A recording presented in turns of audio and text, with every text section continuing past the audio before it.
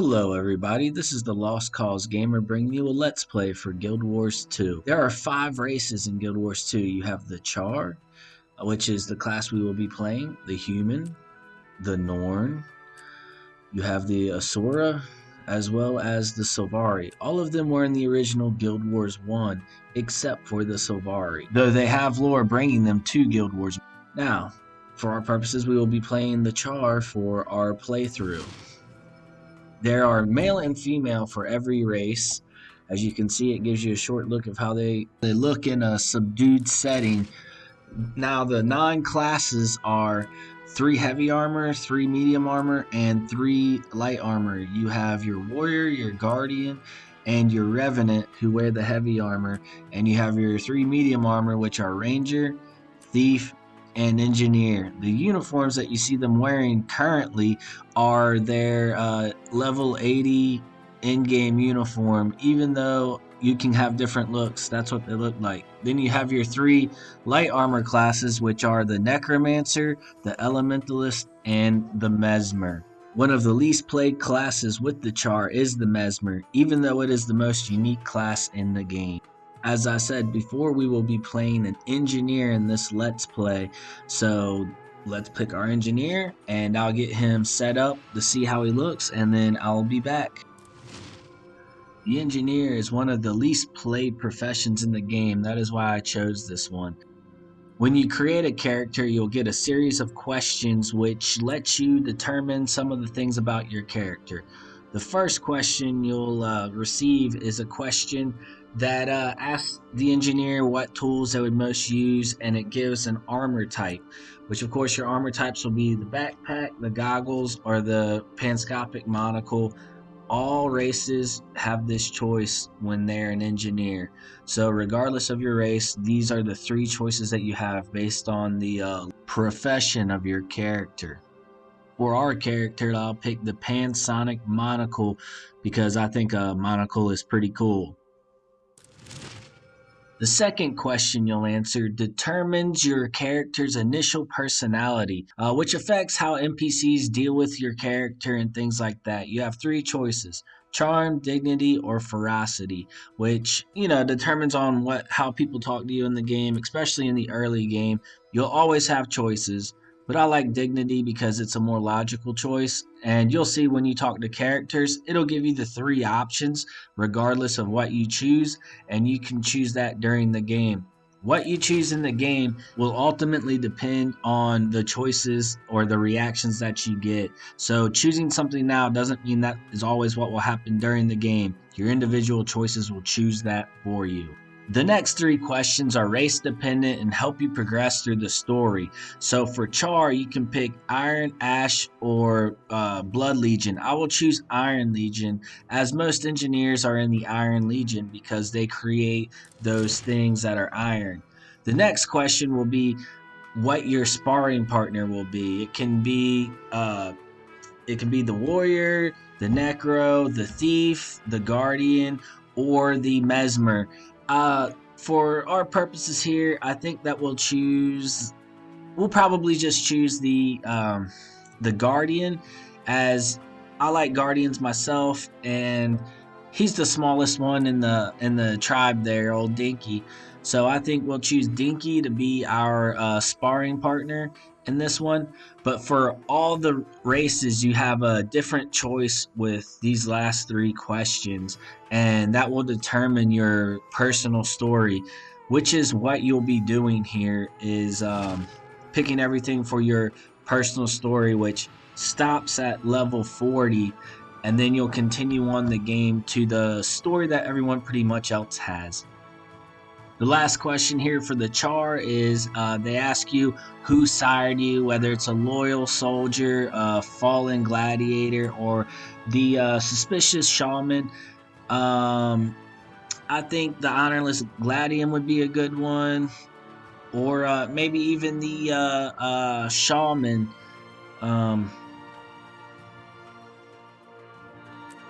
But I think for our purposes, we'll go with the Sorceress Shaman, because I think the story is probably better than the other ones, And definitely the Charr story here is going to be way better than any of the human stories. Actually, I'll choose the honorless gladium because it's more engineering. So from here, you'll pick your name and the name of your character, and it gives you a quick, brief synopsis of what it is that you picked through your story. So depending on the three options that you picked in the last three questions is basically what your short story is going to be about. I'll choose my name as Smoke Steelbane. Most Charr names are named after like Roman gladiator type things where it's so your first name Steel would be my gladiator name or my legion name as it were, and Bane because, we are Steelbane because we make steel weapons as an engineer and, kill people with it.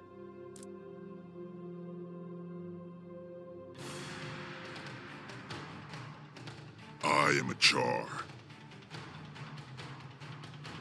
In this world of constant battle, I am the deadliest weapon of all.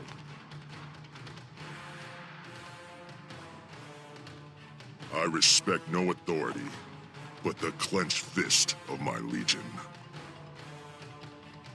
With engines of destruction, we have killed our gods. We reclaimed our homeland of Ascalon, and we planted victory banners on the graves of our enemies. Yet, if we waver, it could slip through our claws. Victory at any cost. The Iron Legion's war cry can be heard in the churning of gears and the roaring of siege engines. I serve the Iron Legion. I build the future. I forge the weapons of Charr supremacy. I've earned the respect of my comrades and forged alliances I can call on in times of need. My Legion values innovative solutions, efficient execution. Like our steel, we do not bend. Centuries ago, humans stole Ascalon from the Iron Legion. They have paid for that crime in blood, but the usurpers fight us even in death. Today, the combined armies of the Black Citadel will assault the ghosts that plague Iron Legion territory. I've been assigned to reinforce the bulwark. Let the Ash Legion strike from the shadows. Let the Blood Legion die on the field. I am part of the machine. This is my story.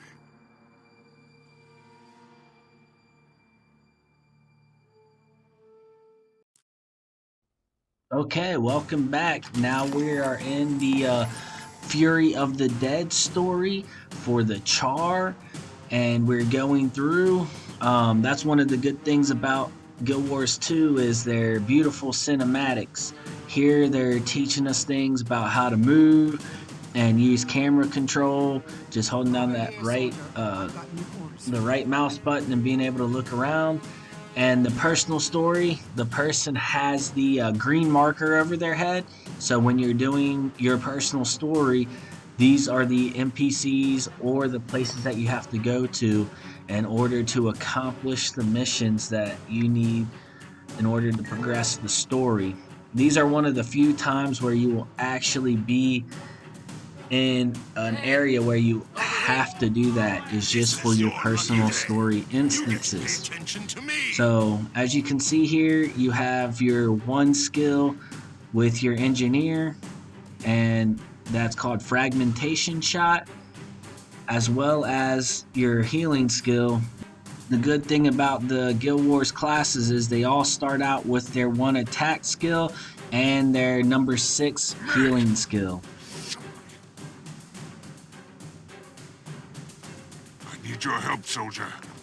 Tribune Brimstone has ordered me to the crypt. I'm too torn up to make it. What's so important that the Blood Legion Tribune is there? The ghost of Duke Barrington is far more powerful than we thought.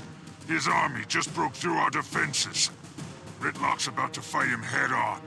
If he succeeds, it'll be weeks before the ghost reforms, and we can rebuild our perimeter. On my way. Once again, that's an amazing cutscene for your story. All of Guild Wars 2's stories are voice acted and have very good animation. Sometimes the story isn't always the best story. Like I said, when you start doing the human stories, if you pick the human race, a lot of the stories are a little lacking in what I would say good content, but it's all in good fun. As well, though, the humans have some of the best characters and personalities in the game, such as Lord Farron, who is probably the funniest character I've ever witnessed in a video game.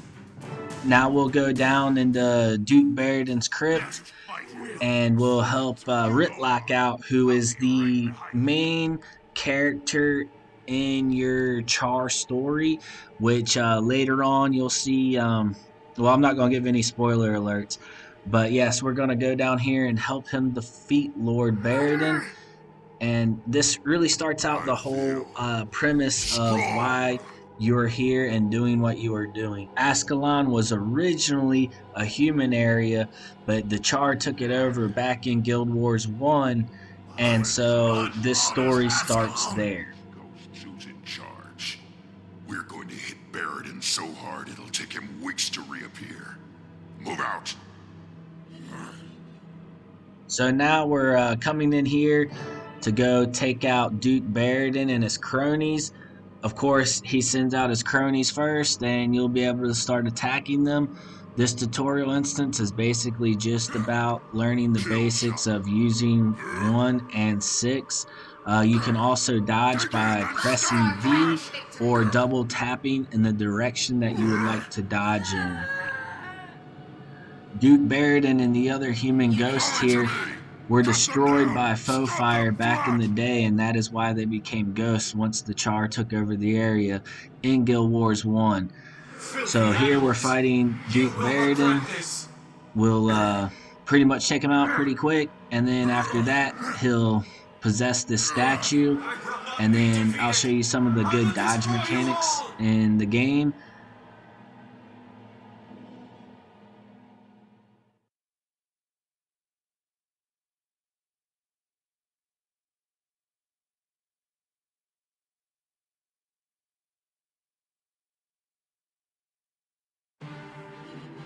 Sometimes it can be really boring just to watch someone shoot, so being able to look at these attacks and dodge them, there was a big attack right there that I was just hit by, but being able to dodge these attacks and things like that make the game a little bit more exciting. As I said, you can evade those things just like that, just by pressing V. I'm a fan of just pressing V. I don't really like double tapping because sometimes I'll accidentally dodge and waste that energy. So this is a good mechanic to practice on, is these big telegraphed attacks when it comes to dodging. And the big red line up top that's disappearing is his life, and as you can see, there's a little ticker up top there that shows that he has anywhere between 6 to 8 bleeds on him, because my #1 attack causes bleeds. Mission accomplished. You're heroes now, boys and girls. Congratulations. Report back to Smokestead.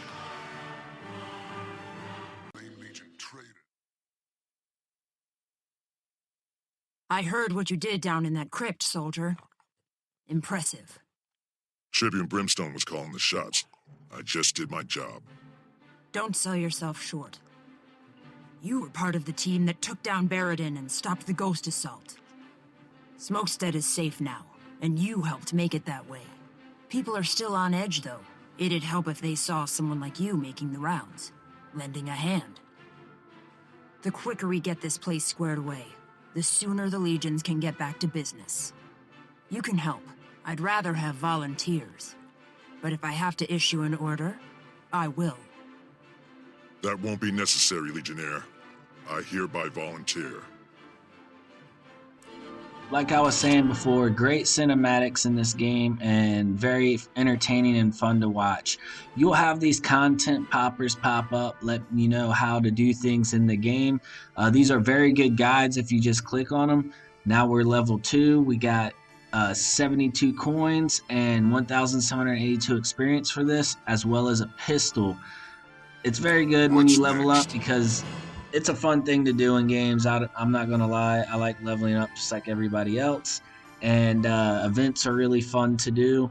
Our number 2 skill gives us poison. It's the poison dart volley, which actually shoots them 3 times. You can look at your hero panel now. You get stat increases of 7 of your primary attributes. They are power, which increases your strike damage, precision, which increases your crit chance, toughness, which increases your armor, which determines strike damage reduction, and of course your vitality, which increases your health. You can also see your upcoming awards based off your next levels, which will be 5, 6, 10, and 11. They're pretty good. It's good at showing you the future of your leveling. Now we'll press I for inventory, equip our new pistol, and continue on with our story, which will be talking to the scout.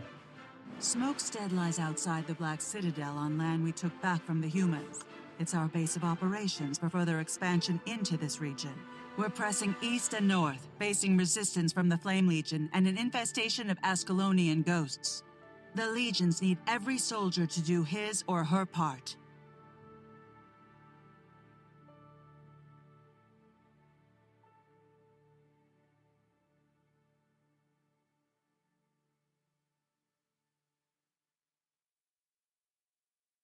As you travel, you'll encounter magical Asuran waypoints that you can use, for a small fee, to rapidly travel around the world. As you can see, Guild Wars 2 has a pretty good tutorial on Hey, telling you how to come get talk around to the me. game and a lot of the game mechanics. About the only thing they really don't go over in this game is combos, how to initiate combo fields and things such as that. But that's not something we need to worry about until really in game. But around a level 15, I believe, is when you can start using combo fields, and we'll go over those later on. Something you should always do though is the daily. As you can see, you get a bag of spirit shards and 2 gold, which at this level, or once you start unlocking the daily, which I think unlocks at like level 5, you can start going through and doing these things, which involves world versus world, PvP, or open world like we are. If you haven't started your account yet and you're just opening your account, this is very good to start this early, as getting 2 gold right off the bat and spirit shards is an amazing boost to your account.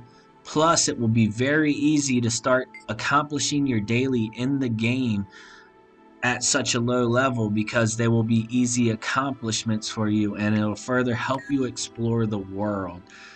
You will also get a level 80 boost when starting if you have bought the expansions.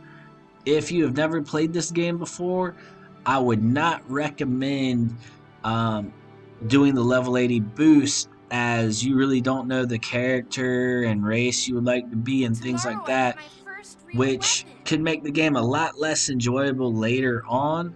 So I would prefer, if you hadn't played the game, it's really up to you, but if you haven't played the game before, not becoming a level 80 right off the bat, because the dailies will be a lot harder, and you'll lose a lot of that gold and spirit shard potential you could have gotten otherwise, just because you haven't explored the map, and you'll have to go those very long distances not knowing where to go or what to do just to accomplish that, whereas Guild Wars does a really good job of easing you into it. Right now we're doing one of the first hearts in the game. It's the first heart for the Charr, which you don't even have to talk to anybody. If you're in range of the heart, you can sit there and continue to do the things that you need to do to help them out, such as squish spiders, eggs, kill spiders, move spider webs, or just fill the trough. So you really don't even have to kill anything if you don't want to, in order to get your heart. And of course, we just got the heart and we just leveled up. So we'll take a look at that stuff here in a second. Our level 3 rewards. are we pretty much unlocked the inventory, our bag slots, which we did get a level 4 bag. You can press I to look at your inventory, and we've opened up player versus player. Player versus player is really good because you can just go there right now and it'll boost you to level 80, and you can see what your character looks like with all the skills and all the attributes, as well as doing character builds and things like that if you want to do it in game. But actually changes what your skills do, and so what your skills are doing in PvP is not necessarily what they will do in PvE. So that is why PvP builds differ quite a bit from PvE builds and world versus world, because some skills do change depending on whether you're in one of those three aspects of player versus environment, player versus player, or world versus world. Once you do complete a heart, the heart person will now become a karma vendor. So now you can talk to this person and then you can see what you can buy from them. They tell you thanks for finishing their heart and things such as that. And you can sit there and read and go through the comments if you would like. And you can actually learn quite a bit from them. But another major resource and currency in this game is karma. And when you talk to these people, they'll have a little purple triangle there, which represents karma. And you can buy things from them with karma if you would like. But I would not recommend buying anything from them until later on, because a lot of really good things are bought with karma. I would just sell my junk and go from there. So what you can do is you have these crafting materials and you can deposit them with deposit all materials, and it will go to your bank, thus freeing space up in your inventory so you can keep things cleaned up in there. Guild Wars 2 does a very good job with quality of life things, such as being able to just one click all your materials in a bag. Now we'll go to the teller range and get the waypoint and the point of interest, the mastery point. Well, not the mastery point, the hero point, and the heart up here.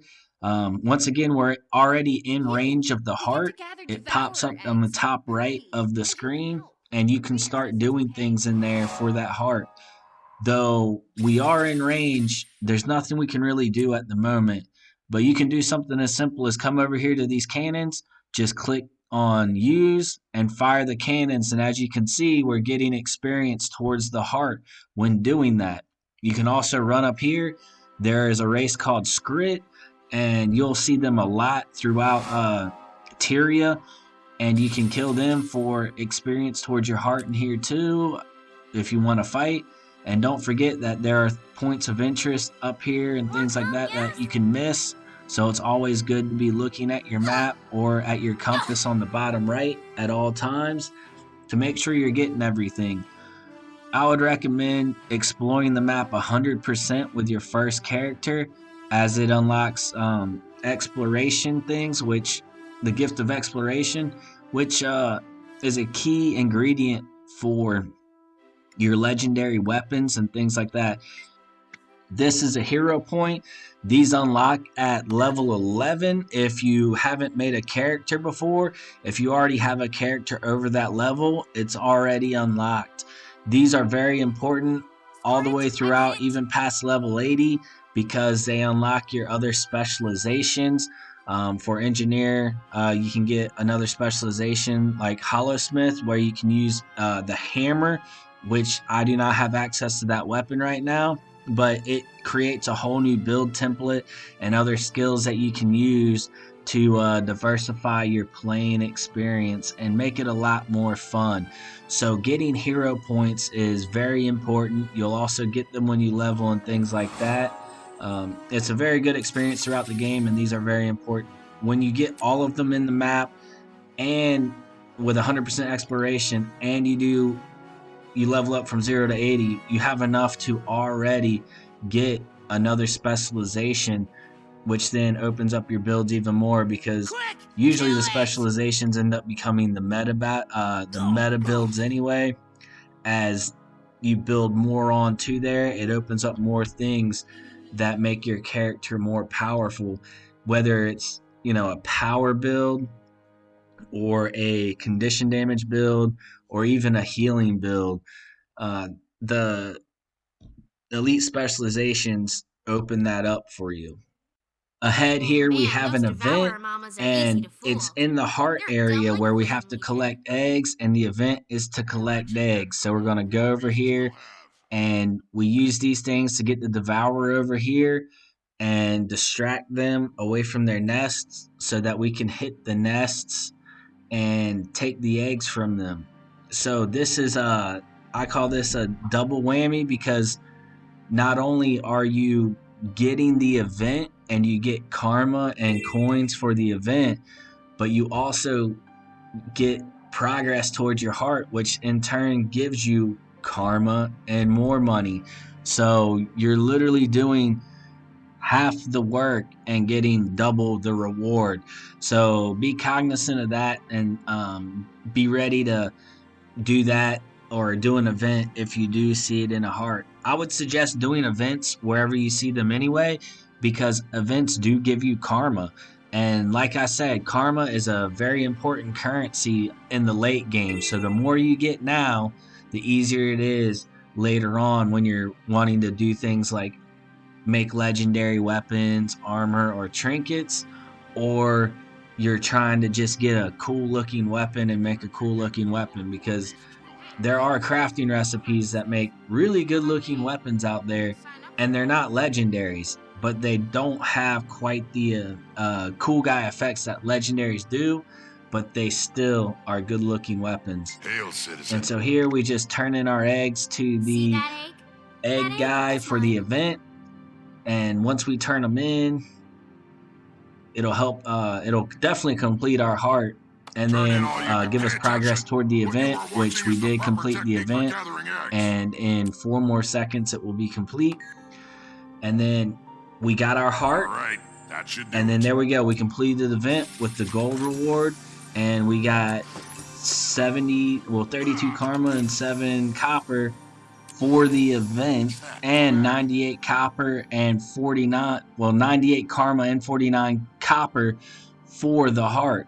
So here, one event led to another event, and so what we'll do is we'll kill the queen, and then once again we get 32 karma and a little bit of copper for the event. Otherwise, we would not have gotten that much karma if we would have never done those events. We would have just gotten the karma for the heart, but now we got a whole lot more money, Do we and get to we take a did get baby karma. devourer back to the And Farrar with that us? will be it for No, today. you This was our certainly do first not. Let's Play with the Farrar Charr workers would kill Engineer. me in my Please sleep let if me I let know you. and comment below letting me know if I did a good job or a Aww. bad job But or I'll how I take can care of it. improve. I And said thanks for no. watching. Goodbye.